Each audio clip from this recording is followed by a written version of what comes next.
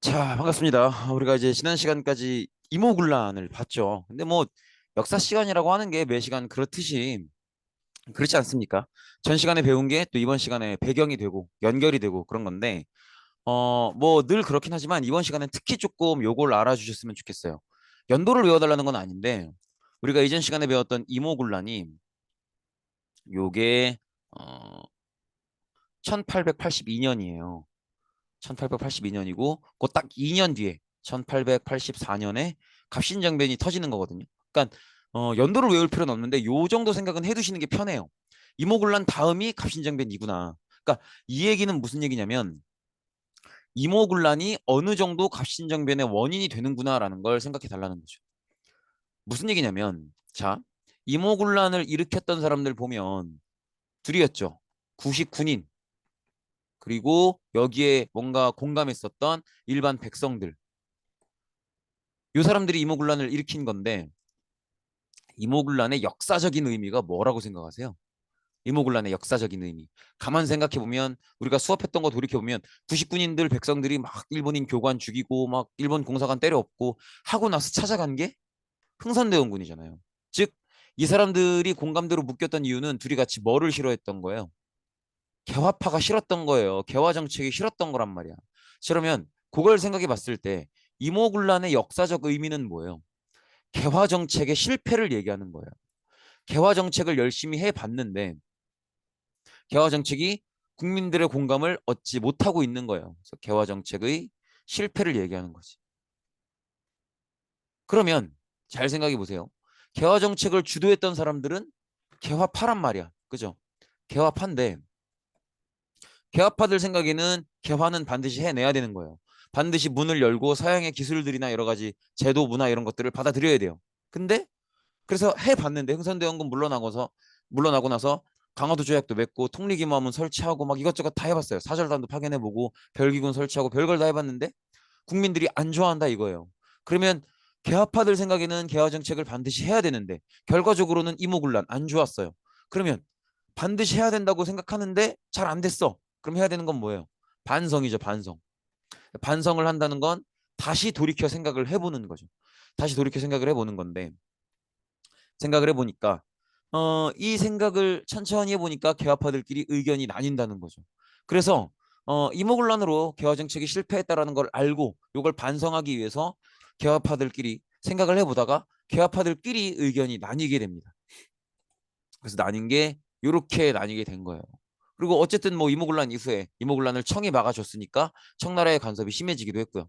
그래서 개화파들이 여기 나오는 것처럼 온건개화파, 급진개화파 이렇게 둘로 나눠지게 되는데 어, 온건개화파, 급진개화파를 나누는 기준은 크게 둘로 보시면 돼요. 어떻게 보시면 되냐면 어느 만큼 개화를 할 것인가, 개화를 어느 정도 할 것인가. 요거랑 그 다음에 지금 청나라의 간섭이 심한데 청나라의 간섭에 대해서 어떻게 볼 것인가. 이렇게 두 기준으로 나눠지는데요. 요게 사실은요. 요걸 기준으로 보면 다 깔끔하게 정리가 돼요. 뭐냐면 우리나라가 앞으로 개화 정책을 그래도 이모군란이라는 실패를 입증했지만 이모군란이라는 실패를 겪었지만 그래도 계속 해 나가야 되는데 먼저 이 개화를 했던 나라들이 있잖아요. 그러면 먼저 개화 정책을 했던 나라들을 보면서 뭔가 모델링을 해야 된다는 거죠. 어떤 나라를 보고 배울 것이냐. 일단 우리나라보다 먼저 항구를 열고 개화 정책을 했던 나라들 보면 청나라가 있고 일본이 있죠. 그러면 온건개화파와 급진개화파는 각각 어디를 따라갈 것인가. 요걸 생각해 보시면 되는 거죠. 그리고 사실 요거는 기본적으로 그렇게는 생각해 주셔야 돼요.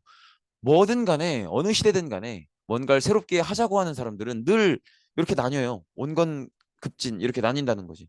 그래서 온건한 사람들은 조금 적당히 하자. 그죠? 예를 들어서 만약에 내가 이번에 다이어트를 하겠다. 그러면 온건한 사람들은 내가 어 운동까지 같이 하는 건 조금 부담스럽고 나는 식단만 하겠다. 이렇게 얘기하는 거고. 급진인 사람들은 나는 식단, 운동 다 같이 할 거다. 확 할 거다. 이렇게 얘기하는 거고. 그래서 조금 적당히 받아들일 수 있을 만큼만 하자라는 게 온건개합하고 급진개합파는 아예 쫙 가야 된다. 이렇게 얘기하는 건데 우리가 모델을 삼을 수 있는 건 청나라가 있고 일본이 있어요. 그러면 온건개합파가 배우자고 하는 나라는 모델로 삼자고 하는 나라는 둘 중에 청과 일본 중에 어디냐면 청이에요. 청. 그래서 온건계합파는 청을 배우자고 해요. 왜냐하면 청이 어떤 식으로 했었냐면 동도서기라는 표현을 해요. 즉 무슨 얘기냐면 청나라는 동양의 즉 동양의 유교 문화, 자기들 기존의 어떤 문화와 제도는 유교 문화는 지키고 서양의 기술만 받아들이겠다라는 거거든요. 이게 청나라가 개화 정책을 하는 방식이었어요. 그리고 온건개화파도 이걸 배워서 조선의 기준의 제도나 문화 이런 것들, 유교적인 제도, 유교적인 문화는 그냥 두고 기술만 받아들이겠다라고 하는 거죠. 그래서 기술만 받아들이겠다 이렇게 얘기를 하는 거고, 그렇기 때문에 청나라를 모델로 하기 때문에 청나라 간섭에 대해서도 별 얘기가 없어요. 별 얘기가 없는 상황이고, 그다음에 급진개화파는 모델을 누구로 삼냐면 일본으로 삼습니다. 일본으로. 근데 일본의 근대화 정책을 메이지 유신이라고 하는데, 일본은 이 메이지 유신을 거치면서 결국은 헌법을 만드는 방향으로 가거든요. 헌법을 만드는 방향으로 가기 때문에 급진개화파도 당장의 헌법을 만들 수는 없겠지만 최소한 그 방향으로 나아가자는 거죠. 그렇다는 얘기는 어느 정도 개화를 하겠다는 거예요. 헌법을 향해 나아가자는 얘기는 단순히 기술만 받아들일 게 아니라 기술은 당연한 거고 제도까지도 배워 나가야 된다는 거죠. 그래서 이들은 일본을 배울 거라고 생각을 하기 때문에 청나라의 간섭에 대해서 굉장히 강하게 비판을 하게 됩니다. 이런 기준으로 나눠진다는 거죠. 이렇게 한번 구분을 해 주시고요. 근데 급진개화파의 생각에는 뭐가 있냐면, 이 사람들은 제도를 손을 봐야 된다고 생각하죠. 서양의 제도를 배우고 일본을 모델로 삼아야 된다고 생각을 해요. 근데 자기들이 봐도 이건 조금 급진적인 생각이야. 즉 무슨 얘기냐면, 자기들은 이걸 해야 된다고 생각하지만 다른 사람들이 이거에 동의해 줄까? 그건 힘들 거라고 봐요. 자기들은 제도를 손을 봐야 되고 일본을 모델링 해야 된다고 생각하지만 다른 사람들, 급진개화파가 아닌 다른 사람들도 자기들 의견에 동의해 주기는 어렵다고 보는 거죠. 그러면 자기들 생각에는 반드시 해내야 되는데 다른 사람들 동의를 사기는 어려울 것 같다. 다른 사람들은 동의를 안 해줄 것 같다. 그럼 어떻게 해야 돼요? 강제로 해야죠. 강제로. 그래서 이 사람들은, 급진개화파들은 자기들 생각이, 이 제도를 받아들여야 된다는 생각이 다른 사람들한테 받아들여지기 어려울 거라고, 동의를 사기 어려울 거라고 생각을 하기 때문에 강제로 해야 된다. 강제로 하려면 폭력이 따라올 수밖에 없다라고 생각을 합니다. 그래서 갑신정변은 사실은 굉장히 폭력적인 사건이 돼요. 그래서 갑신정변이라는 말 자체가 갑신년에 이루어진 정치적 변동을 얘기하거든요. 정치적으로 굉장히 급격하고 큰 사건이 있었다는 거죠. 즉 갑신정변을 일으키는 건 바로 이 급진개화파가 된다는 거죠. 이렇게 봐주시면 되겠고, 이 사건이 벌어진 그 인물들을 보면, 이 사건을 일으킨 인물들을 보면 김옥균, 홍영식, 박영효, 서재필, 서광범 이렇게 있는데, 지금 이 사진에 표시된 숫자가 각각 갑신정변을 일으켰을 때 그때 나이들이에요. 근데 이 이름들을 다 외우시기는 조금 부담이 되시죠. 그래서 다 외우긴 조금 부담이 있으실 거고, 아무래도 우리나라 문화상 요거를 5명이 한 조가 돼서 한 팀이 돼서 일으킨다라고 하면 조장 역할을 하는 건 가장 형님인 옥균이 형님이겠죠. 그래서 김옥균 한 분 정도의 이름을 여기서는 기억해 두시면 충분할 것 같아요. 그리고 근데 사실은 다 나중에 또 보게 될 이름들이에요. 특히나 서재필은 나중에 꼭 보게 될 겁니다. 어쨌든 김옥균 정도의 이름을 기억해 주시고요. 그리고 어, 배경을 보면 이제 급진개화파가 하나의 사건을 일으키기 위해서 준비를 하는 거예요. 그 배경을 보면 청나라가 프랑스랑 전쟁이 터지면서 조선에서 군대를 일부 빼게 됩니다. 이 전쟁은 왜 하는 거냐면 청나라는 원래 베트남도 조금 간섭을 하고 있었어요. 근데 프랑스가 베트남을 식민지로 차지하려고 하니까 이걸 방해하기 위해서, 즉 베트남을 두고 청나라와 프랑스가 전쟁을 벌였던 건데 결국에는 이 전쟁은 청나라가 집니다. 그래서 프랑스가 베트남을 식민지로 차지하게 돼요.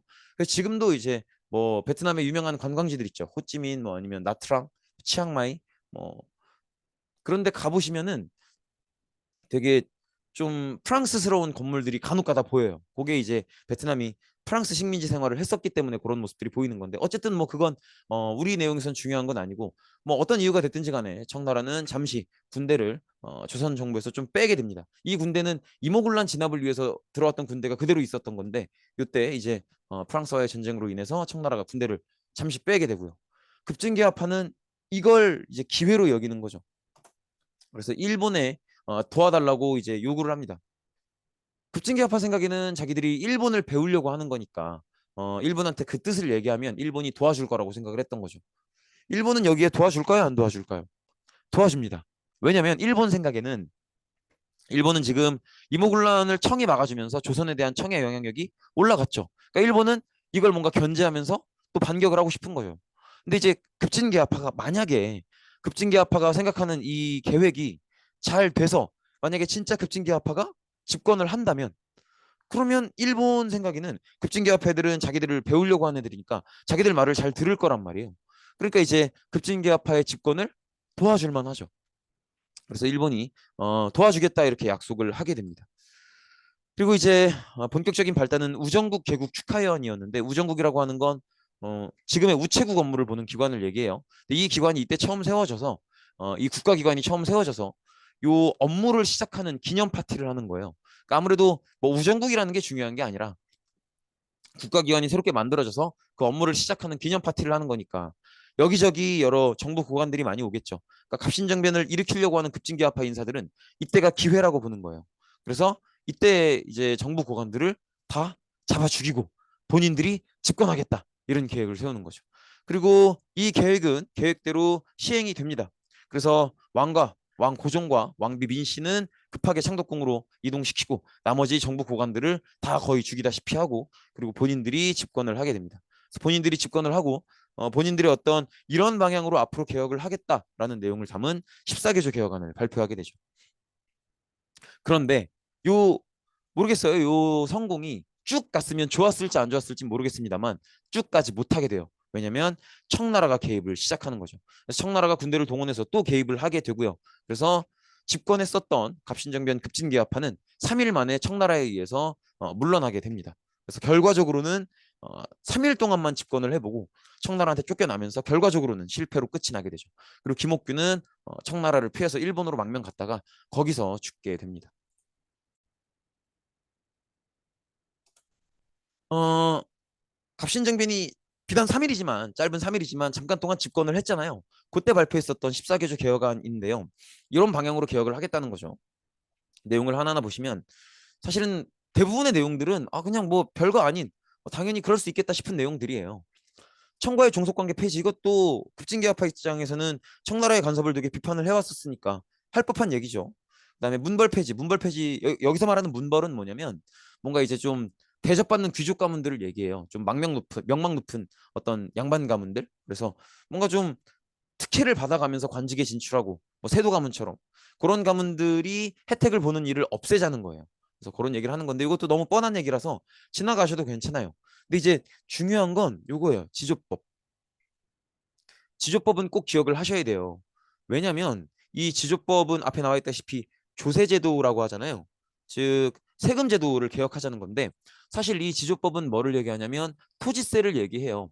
토지세를 얘기하는데 원래 우리나라 토지세는 어떻게 거뒀냐면 그 사람이 갖고 있는 토지 넓이 대비 이제 토지 넓이에 비례해서 곡식을 거뒀어요. 그래서 당시에 이제 토지 넓이를 재는 단위를 결이라고 해요. 그러니까 뭐 한 결당 몇 평 이렇게 했죠. 근데 한 결당 쌀 4마를 거뒀어요.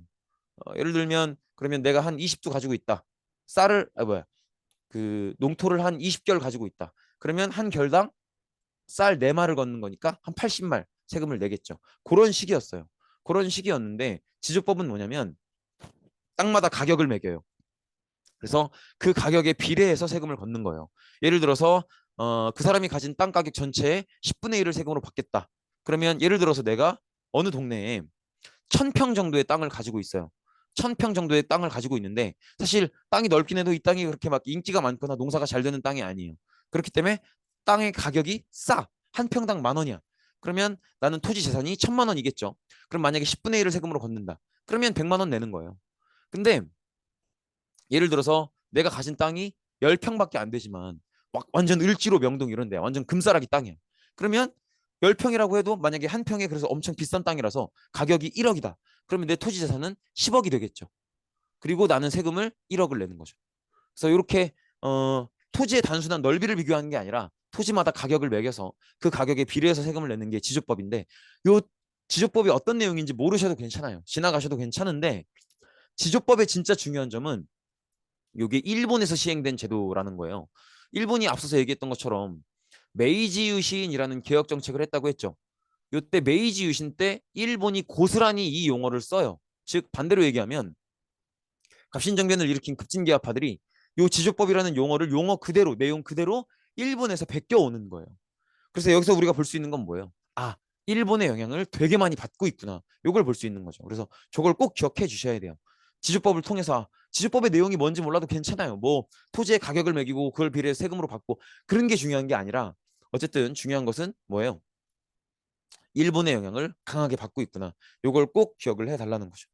그다음에 그 아래 탐관오리 처벌. 탐관오리는 되게 욕심 많고 막 비리 저지르고 이런 잘못된 관리들을 얘기하죠. 걔네들 처벌해야 된다는 얘기고. 순사 설치는 경찰 설치하라는 얘기예요. 그래서 치안을 관리하라는 거고. 그다음에 모든 재정을 호주에서 관할하라. 이 얘기는 이제 모든 재정 업무를 호주 한 기관에서 관리해서 좀 체계적으로 관리해라. 이런 얘기라고 볼 수 있겠고요. 뭐 다 5번, 8번, 12번 여기는 그냥 지나가시면 되는 내용들이에요. 그다음에 요건 좀 중요해요. 요거는 꼭 기억을 하셔야 돼요. 모여서 법령을 의결한다. 이 얘기는 무슨 얘기예요? 자, 모여서 법령을 의결한다는 건 모여서 의논해서 법을 만들겠다는 거거든. 법을 만드는 장소가 어디예요? 의회죠. 그래서 13번이 얘기하는 건 당장 의회를 만들 수는 없겠지만 그 방향으로 나아가야 된다는 것이 이해되시겠죠? 그래서 그거를 꼭 생각을 해주셔야 됩니다. 당장 의회를 만들 수는 없겠지만 의회를 만드는 방향으로 나아가자는 거니까 뭐까지 손을 대자는 거예요. 의회라는 새로운 정치기관을 만드는 거니까 제도에 손을 대겠다는 얘기죠. 그래서 요 3번 지조법 요거는 일본의 영향을 받는다는 거. 그다음에 13번은 의회를 만드는 방향으로 나아가는 그런 발전을 함으로써 제도를 손보겠다는 거. 그래서 이런 것들이 이 14개조 개혁안을 만든 사람들이 급진개합하구나라는 걸 알 수 있게 해주는 내용들이라는 거죠. 그래서 그 정도를 알아두시면 되겠고요. 갑신정변은 앞서서 봤던 것처럼 성공했다가 3일 만에 청나라에게 쫓겨나면서 결국 결과적으로는 실패하게 됩니다.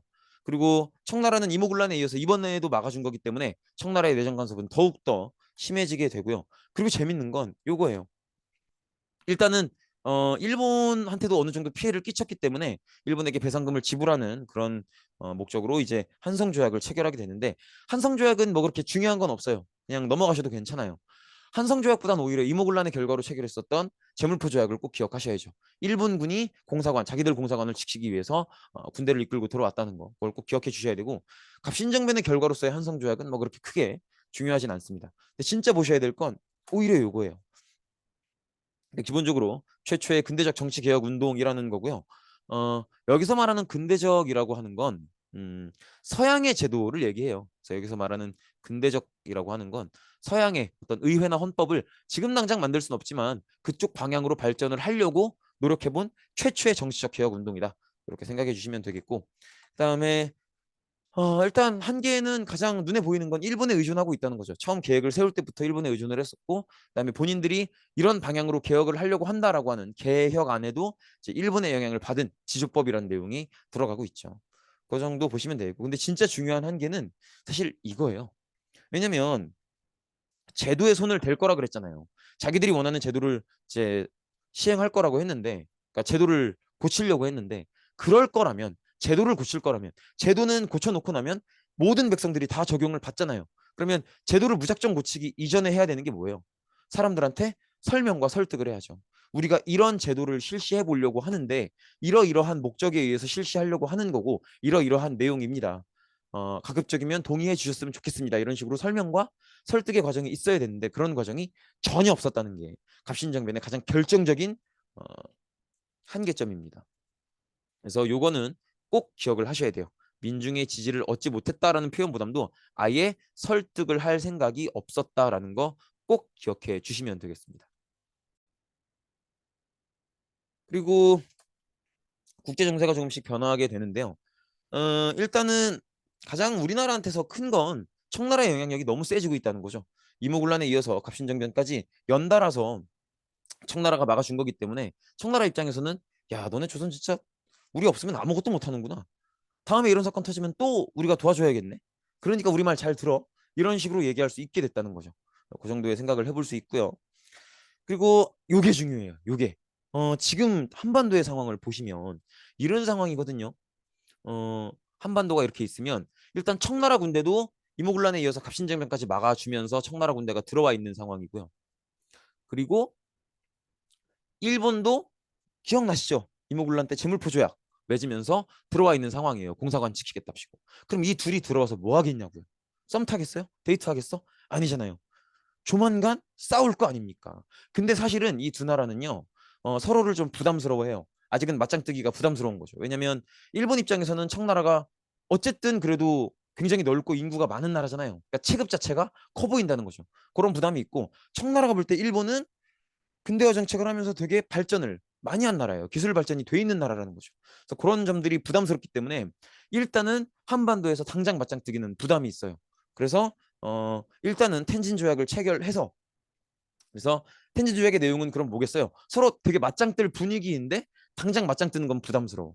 그럼 당장 맞짱을 안 뜨겠다는 거잖아요. 그럼 어떻게 하겠어요? 일단은 한반도에서 둘 다 군대를 빼야죠. 그래서 일단 군대를 뺄 거고, 일단 빼는데 만약에 앞으로 어느 날 어느 한쪽이 병력을 보내게 되면, 한반도로 보내게 되면 그때는 반대쪽에게 연락을 해주자, 이 얘기죠. 그러면 파병 시 상호 사전에 연락, 여기서 담고 있는 숨어 있는 메시지는 다음번에 누군가가 군대를 보내면 반대쪽도 연락을 받고 또 똑같이 보낼 거고, 그때 두 번째로 만나면 그때는 진짜 싸울 거라는 거죠. 이것도 같이, 그래서 언젠가 있을 청나라와 일본의 전쟁의 예고편이라는 그런 느낌을 꼭 가져주셔야 된다는 거죠. 그렇게 보시면 되겠고요. 그다음에 일단 우리나라는 가장 부담스러운 건 역시 청나라예요. 청나라의 간섭이 너무 심하기 때문에 이걸 좀 벗어나고 싶어 하는데, 처음에는 미국에 이제 러브콜을 보내봐요. 근데 이제 미국은, 그래서 이때 이제 주미 뭐 한국 대사관도 세우고 막 그래요.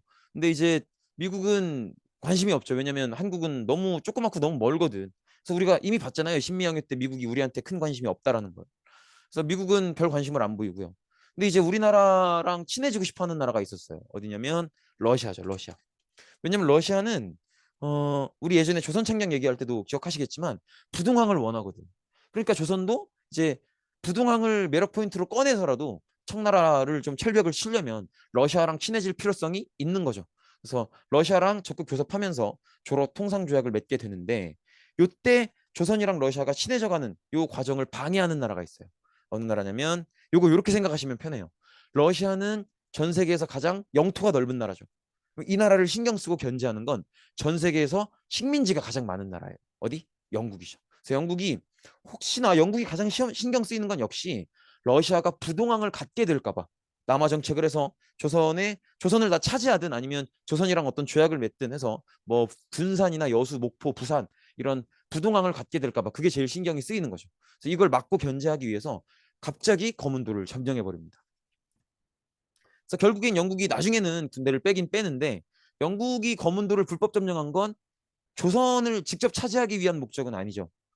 러시아가 부동항을 갖지 못하도록 하기 위해서 거문도를 불법 점령하고 견제를 하는 거예요. 그래서 나중에 영국이 군대를 뺄 때는 이제 러시아한테 그 약속을 받는 거죠. 조선을 차지하지 않겠다. 여기가 거문도예요. 여기가 거문도입니다. 여기 안 보이죠? 여기. 어쨌든 영국은 러시아가 절대 조선의 영토를 침범하지 않겠다, 이 약속을 받고, 아 그러면 러시아는 부동항을 안 갖는 거구나 이렇게 생각을 하고 빠지게 되고요. 근데 영국의 거문도 불법 점령이 갖는 두 번째 의미가 있어요.